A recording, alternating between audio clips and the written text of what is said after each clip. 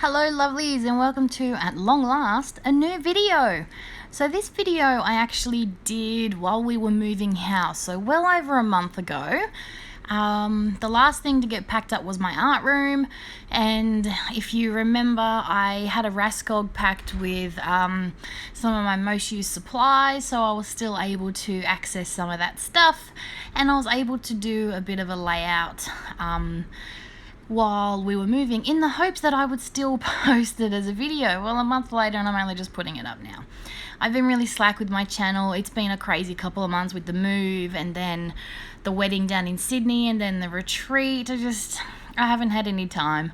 I've done my design team things, but yeah, I haven't been recording much. So I'm hoping to fix that now. I have about 2-3 videos already ready to go, so I've just got to upload those, voice over those and upload those, and then yeah, hopefully get some more videos done.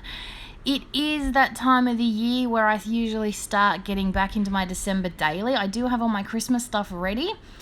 If you've been watching my channel for the past few years, you know that in November I usually catch up on last year's December daily because I never get it done. Let me know in the comments below, is this something we'd like to continue? So I haven't finished last year's December daily because I never finish it. And I would be willing to start up that video series if that's something you're interested in. Let me know. So it's definitely something I need to get stuck into, but whether or not you want to watch those videos, let me know. I'd love to hear from you. So this is a picture of my nephew. This is actually the first picture I've scrapbooked of this kid. He is 6 months old now. Yes, I'm a very slack aunt, very, very slack indeed, but this picture was just too cute not to scrap. So I was limited with my supplies. I was able to get to my Flutterby stash, which is in a separate drawer.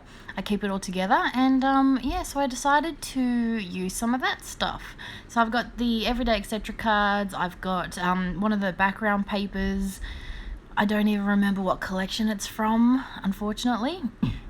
And then I've used some gesso just to lay that down. As you can see, the colors are all very similar, so putting that white gesso down really helps that photo layer pop a bit. So once I put down that gesso, what I wanted to do was bring some mint back in with a stencil, but at the time I couldn't find my paint. Well, just as I finish this layout, of course I find it, so I do go back and add in another layer of paint on top of that gesso. I don't like it as much. I would have liked to have done it before I put all my layers down, but at least it's still there.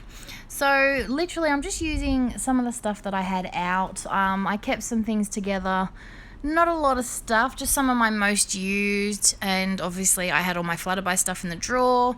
So I had a lot of these cut apart sheets, and this one up here turns out being fantastic for this page. It says, "Hello, my name is," and I'm going to get my wooden stamp sets, and I'm going to put his name in there. Now his name is Lathan, but his mum calls him Lath, so L-A-T-H. Thankfully she calls him that because Lathan wasn't going to fit up here in this little title thingy up here, so in the end I just go with Lath. So the title of this is "Hello, my name is Lath," which ends up being really, really cute. So this is where I finally found some paint, and I decide to go in with just a basic stencil and just apply some of that, just to bring in some of that, more of that mint back through to that white. The white was very solid. It worked, but I'm the kind of person that really likes to have a lot going on in my backgrounds. So the plain white just wasn't doing it for me.